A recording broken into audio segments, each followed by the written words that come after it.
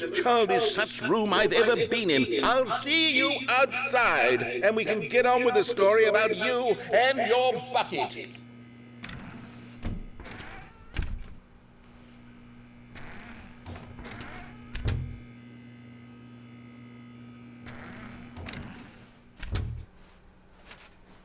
Coming to a staircase, Stanley and the bucket walked upstairs to the boss's office.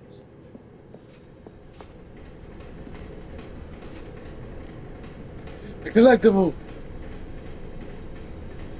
You found one of them. One of the miniature Stanley figurines. Remember, no reward for collecting all of these, only the intrinsic pleasure of a job well done. You can't buy that sort of happiness, Stanley. God knows I've tried. So, I implore you to savor each and every moment you come across one of these beautiful figurines.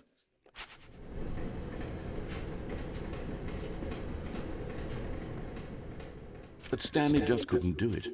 He considered the possibility of facing his boss, admitting he had left his post during work hours. He might be fined for that. And in such a competitive economy, why had he taken that risk? All because he believed everyone had vanished? His boss would think he was crazy. And then, something occurred to Stanley. Maybe, he thought to himself, maybe I am crazy. He looked down at the bucket in his arms. Am I crazy? He asked the bucket. The bucket returned his gaze, but said nothing at all. That's strange, Stanley thought. Usually the bucket is a source of guidance and wisdom for me in difficult times such as these. He held the bucket close, yet felt none of its familiar reassurance and comfort. And that's when Stanley realized, this isn't my bucket. It's just a normal, everyday bucket. Someone else's bucket, perhaps. How did I end up with someone else's bucket? This is all terribly wrong. Surely no good would come from this. Who knows what sorts of bizarre hallucinations Stanley might experience without the psychologically grounding presence of his bucket. And indeed, now he noticed that the rooms were repeating, which was, of course, very odd. And now he felt himself floating off the ground. Oh, gracious. Oh, good. Without my bucket, I've gone truly mad. Where is it? I must find it. Far off in the distance now, he heard it, calling to him. Stanley! Stanley, it's me, the bucket. Could it truly be? He rushed forward from room to room, passing by one bucket after the next. None of them were his. None of them were his special bucket. Come to me, Stanley. Find me. He had to find the bucket. He had to return to his old friend. It was the only way to truly restore his sanity. And then suddenly, he froze dead in his tracks. He knew where the voice of the bucket had been coming from. The real bucket was inside of him all along. It was incredibly painful. Stanley doubled over in agony and blacked out. What? This is the story of a woman named Mariella. Who the hell's Morel?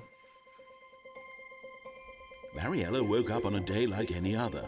She arose, got dressed, picked up her bucket of comfort and security, and walked to her place of work. What the But hell? on this particular day, her walk was interrupted by the body of a man who had stumbled through town, talking and screaming to himself, and then collapsed dead on the sidewalk. Right away, she knew what the problem was. This man had no bucket. Of course he'd gone mad, ranting and raving about a narrator describing all of his actions and how everything is predetermined and free will is an illusion and it's all just a video game. It could all have been prevented if only he'd taken his bucket with him. Perhaps he didn't even realize he'd forgotten his bucket at home in the first place. How cruel the world can be, Mariella thought, and she hugged her own bucket even tighter. But of course, she had no time for this. There were a myriad of confusing problems she would soon have to confront at work, for which her bucket would provide absolute guidance and total clarity on everything. Heck yes, she thought to herself, my life kicks ass. And she backflipped all the way to work.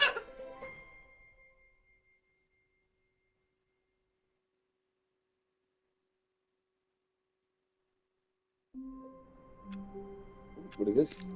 Am I Morel now?